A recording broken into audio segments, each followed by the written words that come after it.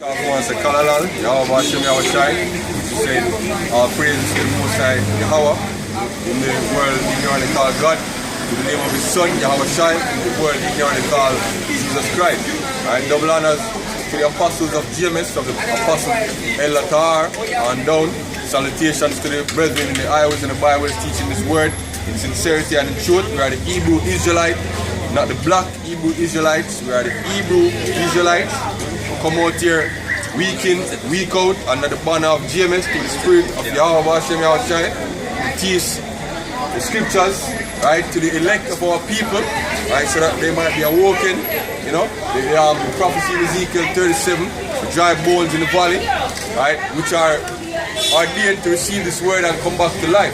We also come out here to teach the prophecies of the Heavenly Father according to the scriptures, right. The main one now focusing on our Ww3 and R5D microchip, right? If brothers are keeping in the know, right? If anybody at all keeping in the know, because right now it's on mainstream media, even in our local news, right? They can see that the world is on the brink of a third world war, right? And if you look a little bit closer, right, behind the highlights, you also see that the RFID microchip, right, is close to being fully implemented, right? So we live in a time of biblical prophecy. We live in basically a wonderful time, right? It's a wonderful time to be alive, right? Because we're going to see the deliverance, very soon the deliverance of Jacob, right, from their final captivity, right? And we're also going to see the destruction of the final beast, which is America and NATO, right?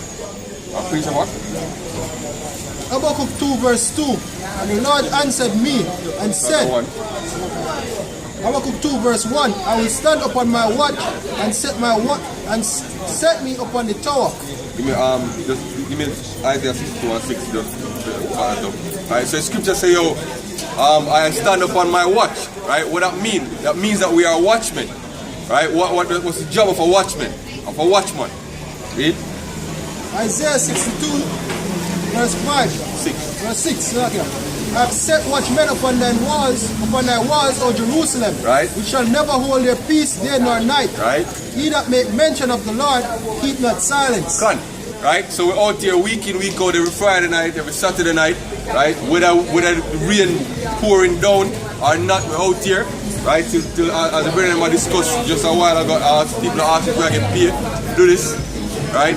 If we're not out here on the highways and the byways, we're doing sit-downs and shows, flooding the internet with this truth, right? So the scripture say, I have set watchmen upon thy walls, O Jerusalem.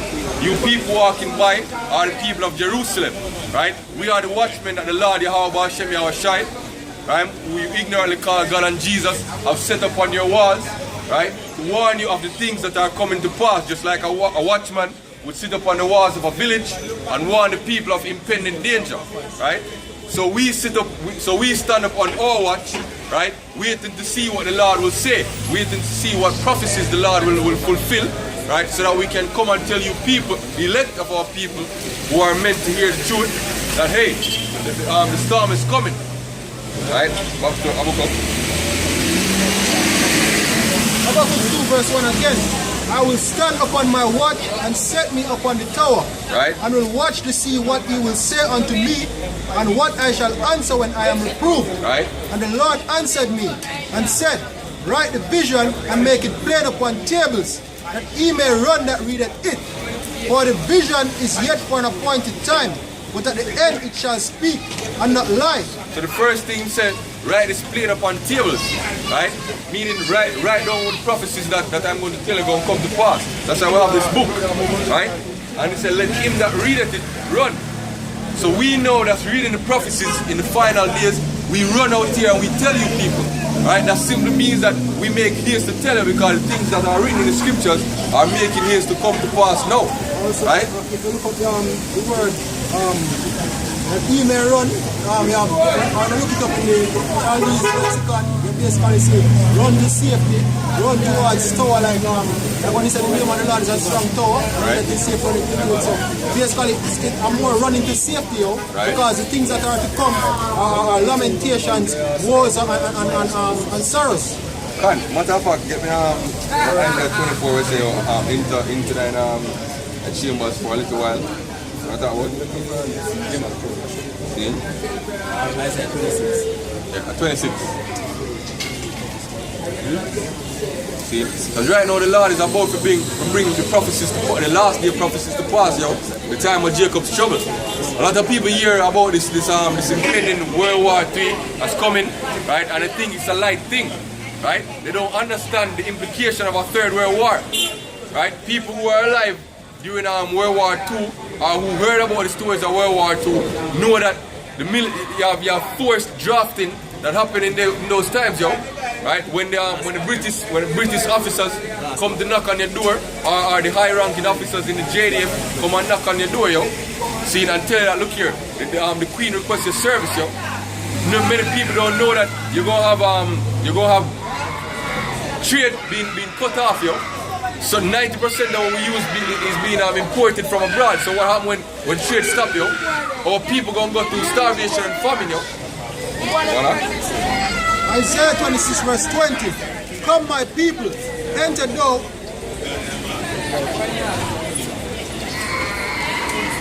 Come my people, enter thou into thy chambers, right, and shut thy doors about thee. Right. Hide thyself as it were for a little moment until the inundation be overpassed. Exactly. See? So this is the scriptures, this is the tower, the strong tower, along with the name Yahweh Bahashem Yahweh Shai. We are idle self in yo until the indignation of the Lord be overpassed, yo.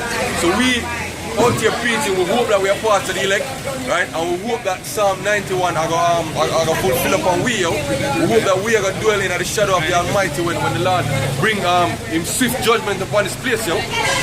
Right? As the act say, let him that readeth it, let him run that readeth it, yo. So we are going to run to the safety of the name of Yahweh, why Yahweh Shai. Right? And pray that him deliver we and keep us safe through the tribulation that's about to come to pass on this world, yo. So, verse 3, for the vision is yet for an appointed time, right? But at the end it shall speak and not lie. And this is the end, right? This is when you see World War II, right now, the Japan government is telling their citizens to expect a new a preemptive strike from North Korea. And they already told the citizens that, look here, we can't give you more than a 10-minute heads up, right? If North Korea decide to fire a missile on Japan, yo, and a matter of fact, them say further, we can't tell exactly where it will hit, because right now the third missile system that the US deploy over there, that they will start to deploy over there in the South Pacific, right? It's going to cost South Korea and Japan $1 billion to implement, yo. Trump is demanding $1 billion for that, right? And right now South Korea said they're not paying it, yo. See? So without that defense, which is already basically a weak defense, right? Because we read an article a couple weeks back to show you that the Patriot missile system, THAAD missile system, and the dome, the Iron Dome, basically strainers, yo, they're ineffective, right? So right now, Japan over there are sitting ducks, right? See, the US military presence is building up over there. Russia has sent troops to their eastern borders in preparation for accidental missiles that may come over to Russian airspace, right? China has sent troops over here to the Korean Peninsula, right? So we've seen a real military build-up over there, leader up to World War II, yo. Yeah, you have a question?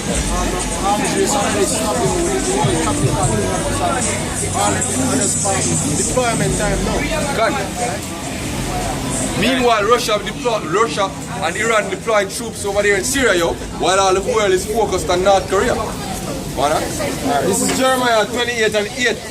It said the prophets that have been before the prophets that have been before me and before thee of old prophesied both against many countries and against great kingdoms, of wars and of evils and of pestilence. And that's what we do, you know. Right? We following in the footsteps of our forefathers, the prophets that come before us. We prophesying against America. We're prophesying against Russia, even though they think that they're going to be the next world power. We're prophesying against all the NATO and EU countries, against China, against basically all the nations of the world, yo. We prophesy, basically we as the prophets and oracles of Yahweh Hashem Yahweh Shai declare war on the world, yo, through the spirit and power of Yahweh Hashem Yahweh Shai. Because when the Lord come, he's going to declare, he's going to wage war against the world, yo. So all these nations know that are in conflict with each other, right? Them going to come together as one and fight against the Lord Yahushua when he burst through those clothes, yo. Right? So we as ambassadors for the Lord Yahushua, right, and Yahweh, we declare war on the world, yo. Right? We prophesy against the world, against great kingdoms, yo. Right? And some Matthew 24 and verse 6. And ye shall hear of wars and rumors of wars. Right? And we hear enough wars from what? You have World War I, World War II, the Korean War, right? And they have what after that? The War on Terror, Afghan War, Cold War, right? So yeah, and then now we have the biggest war about to come, which is World War III, the third war where Revelation speak of, yo. So the scripture say, oh, you shall hear of wars and rumors of wars. Right now we're hearing of rumors of the third war. What? See, a couple months or about a month ago in the car, just put in World War III on YouTube, yo, on Google. You see the most recent. And they have a lot of articles daily. It's just a flood with World War III, World War III, World War III. Every year turn, World War III just there in place, yo. see that he be in a trouble. For all these things must come to pass, but the end is not yet. Right. So you watch a video today where a brother do a breakdown and say, oh, when these things come to pass, right? The brothers that are in the spirit, we're not supposed to fear, yo. We're not supposed to be worried, right, if we're in the right state. Right? We're supposed to rejoice, right, that the prophecies of Yahweh Yahushua coming to pass. Right? So you say, yo, see that you be in a trouble, but all these things must come to pass, yo. And you know?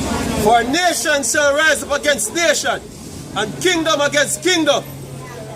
And there shall be famine and pestilence and earthquake in diverse places. All the right, so it's a nation shall rise against nation. Right, what's that speaking about? That's speaking about race wars, yo. Right? Man, I watched the documentary the other day, right, about the situation that's going on in the United States, specifically in Chicago, yo. In the city of Chicago. Right? Where Trump is saying that if the murder rate don't decrease, he's gonna send in the feds, right? And when you look behind the scenes, when you look, you know, behind all the smoke and mirrors, you realize that it's the American government that's setting up the people of Chicago, right, for a waste war, yo, because they are the ones that are dropping in guns, automatic rifles, automatic pistols, automatic handguns. yeah, weapon right? when When mainstream, yo.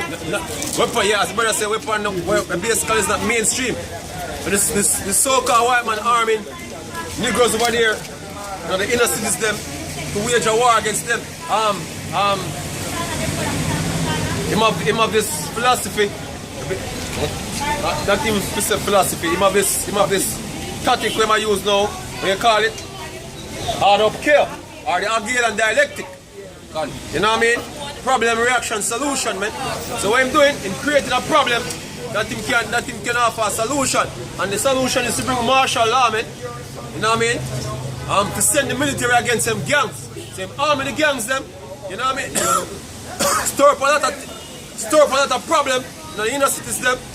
Right. Because I know that some niggers in the inner city are some bugged out niggers. So they're going to take a gun them and shoot them one another, create me a problem. Then the so-called white man are going to run in with them stormtroopers them, man. Right. So I'm justifying himself to create to make martial law. Right. See, and guess what? This is coming, man. And not only martial law is coming, you have the RFID chip is coming, man. See, they have a video where basically they told them, you have them put in some things that they told them right now. Basically, you're not gonna stop at the toll. You have a certain place in the state already. You're not stop at the toll, they just drive right through. And the money just the toll just deduct off your out of your account. You know what I mean? And if you don't have nothing in your account, they're gonna send you it in your mail. They're gonna send you the bill in your mail. Because you have this, you have them machine that's stuck for read vehicles that pass by, man. Right now, them have speakers. Yeah. Work as a card. So basically the sticker on the code will link to your account. So when you drive through, you scan the sticker and then the duty from your account. Right? So because at one point they have both the sticker system and the regular pay with cash. But as come like I said, they have change out all of that now and just straight RFID straight wireless cashless. Hey, cause this man come with them excuses, man. When I come with them excuses, say look, man. See? Look, man. Terrorism. Hey, we need certain groups. We need to know them whereabouts. We need to track them. You know what I mean? Seeing terrorism, as him say, a bit rampant. Right. See, if you listen to the rhetoric about the Chicago thing, they might even add to the fact we say you have certain young members who join the military and come back militarized, basically have military training, right? Who are attacking police, They must say the police are not equipped with the proper training and weaponry in order to combat these men because they have more exotic weapons, plus they have better training. So basically, the whole dialect we are here right now is that we need to send in something stronger than the police force, right? We need to send in the military. Right? Terrorism no longer our external threat, according to the American government, When you hear them terrorism rhetoric to them nowadays, it's more about domestic terrorists, They call it homegrown terrorism. So right now, in order, you have this law, what them call it, the posse comitatus law, if I'm not mistaken, right? Basically, what it says is that the American people, the American government can't use the army for wage war on its own people, right? Basically, you can't use the army for wage war on citizens. So what they have to do is, they have to pass a law in a Congress, right, to change the definition from some people, from citizen to enemy combatant, and that's what they're going to do for the Negroes out there in Chicago, right? And in the rest of the country, because there's another documentary where me and the brother there watch, right? We're showing the documentary is showing you that the police force do not resist, that the police force is getting militarized more and more, right? And the enemy that they're showing you every time in the videos are Jake, whether it be blacks or Latinos, seeing are Native Americans, There's no white people, So he starts showing you that the enemy, right, the enemy combatants that martial law we fought against is you, Jake, Right. Basically, in the documentary, the FBI man at the end of the documentary said the wolf is at the door, man. So they need to get all them every ass equipment, man. See? And in the meanwhile, the documentary just said the wolf is at the door. They're showing a bunch of Jakes, man, protesting, man. Hey, you niggas think this thing is a joke, man. See, you think this thing is a joke. See? But this is the Lord's doing, man. The Lord Yahweh Hashem Yahweh, we ignorant they call Jesus. Him about to wrap up things now. You know what I mean? So all you niggas are play around thinking that the Bible is all about a joke. You know what I mean? The Lord is going to show you the real deal, man.